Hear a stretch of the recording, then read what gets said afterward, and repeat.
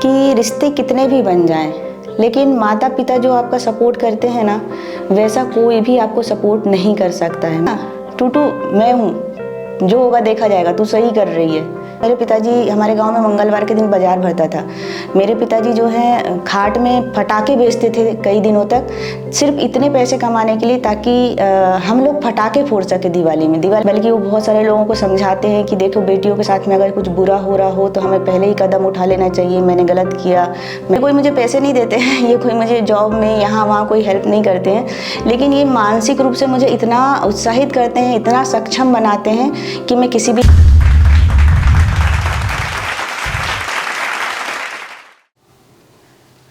Hi hello, कैसी हैं सारी हिम्मत वाली लड़कियां? सभी को मेरा नमस्कार। तो आज एक मैं बहुत ही भावुक विषय आपके लिए लेके आई हूँ, खासकर लड़कियों के लिए, कि वो समझती हैं कि उनके जीवन में पिता की क्या अहमियत होती है।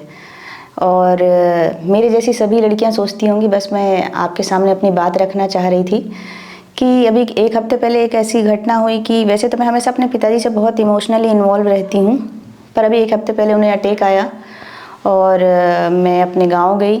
वहाँ पे चिकित्सा की कोई सुविधाएं खासकर उपलब्ध नहीं है, तो मैं उनको लेकर के अपने साथ में ग्वालियर आई और ईश्वर की कृपा से सब कुछ ठीक रहा। पर मुझे बहुत सारी चीज़ें याद आई कि रिश्ते कितने भी बन जाएं, लेकिन माता पिता जो आपका सपोर्ट करते हैं ना, वैसा कोई भी आपको सपोर्ट नहीं कर सकता है। मेरे पिताजी 70 साल के हो गए हैं। कल मैं हॉस्पिटल गई थी तो मुझे लगा कि मैं थोड़ा सा हिल गई। मुझे ये लगा कि वो मेरे लिए ना फाइनेंशियली मदद कर रहे हैं, ना किसी तरह का और वो सपोर्ट कर रहे हैं मेरी जॉब को लेकर के और कोई, लेकिन उनके रहने मात्र से मैं अपने आप को एक इतनी हिम्मत वाली लड़की समझती हूँ कि हर बात में मेरे पिताजी मुझे इतना ही कह देते ना, टूटू मैं हूँ, जो होगा देखा जाएगा, तू सही कर रही है, जो कर रही है वैसा कर। इतना कहना ही मुझ में इतना साहस भर देता है, इतना हिम्मत भर देता है।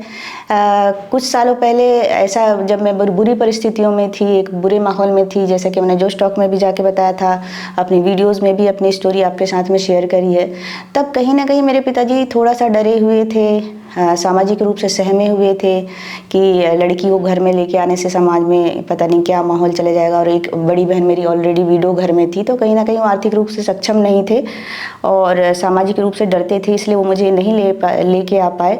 लेकिन ऐसा नहीं कि बचपन से उन्होंने मेरे लिए कुछ किया नहीं। मुझे याद है कि दिवाली का टाइम आया करता था तो हमारे पास ऐसे पैसे नहीं हुआ करते थे कि हम लोग फटाके खरीद सकते, तो मेरे पिताजी हमारे गांव में मंगलवार के दिन बाजार भरता था।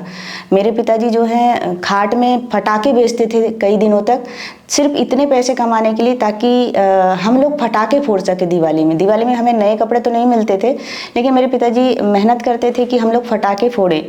और ये तो हो गई मेरे बचपन की बात। ऐसी बहुत सारी स्टोरियाँ हैं जिनमें उन्होंने गरीबी में भी मुझे बोलते हैं ना राजकुमारी की तरह पाला।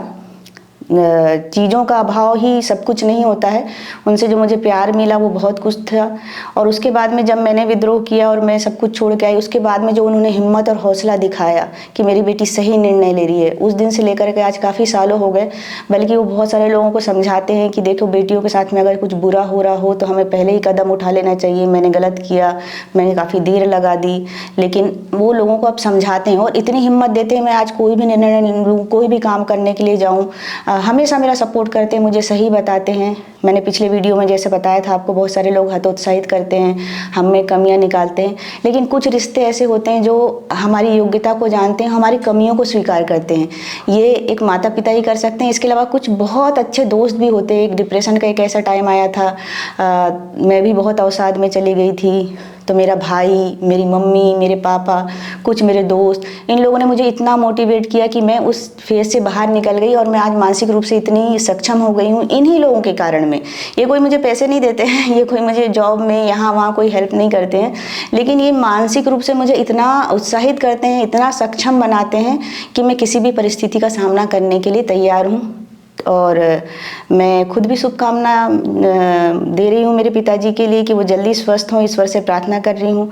और आप लोगों से भी चाहूँगी कि आप लोग भी मेरे पिताजी के लिए शुभकामनाएं दें कि वो जल्दी स्वस्थ हों। और ये तो एक मेरा व्यक्तिगत विषय हुआ, लेकिन मैं उन सारी लड़कियों को बोल रही हूँ जिनके माता पिता हैं और शादी होने के बाद में अपने माता पिता से कम मिलती हैं, कम बात करती हैं, तो प्लीज़ उनसे संपर्क में रहिए। यही वो लोग हैं जो आपको पॉजिटिव बोलते हैं, आपकी प्रशंसा करते हैं, आपकी हिम्मत बढ़ाते हैं। और यही वो लोग हैं, चाहे कितना भी आपको बुरा कह दें, लेकिन दिल से भला चाहने वाले, दिल से अच्छा चाहने वाले केवल माता पिता और कुछ सच्चे दोस्त और एक दो रिश्तेदार ही होते हैं। इसके अलावा पिछली वीडियोस में आप देख लीजिएगा कि हतोत्साहित करने वाले कितने लोग हैं। अगर आपके पास में माता पिता हैं, भाई हैं, ऐसे दोस्त हैं, तो इनसे खूब बातें करिए, खूब मिलिए जुलिए और खुद को रिचार्ज कर लिए। Thank you.